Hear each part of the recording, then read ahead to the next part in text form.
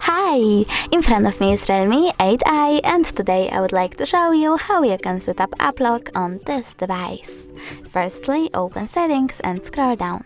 Now choose Password and Biometrics, click on Set Privacy Password over here and tap on Use a different password type. Over here, pick one of those login methods for your apps by tapping on the chosen one. Then you need to enter it and repeat it. After that, answer this security question over here or tap on it and pick one of those. But you can also click on this question and select Custom Question. Now you need to type it over here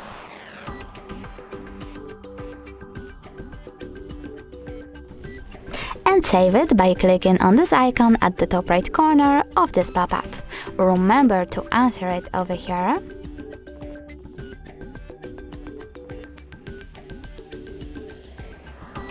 And when you're done, click on the top right corner to save it. Then select App Lock over here, and finally you can select apps. I will go with Do Not Restore. You can select apps that you want to lock by tapping on the switcher next to the chosen ones.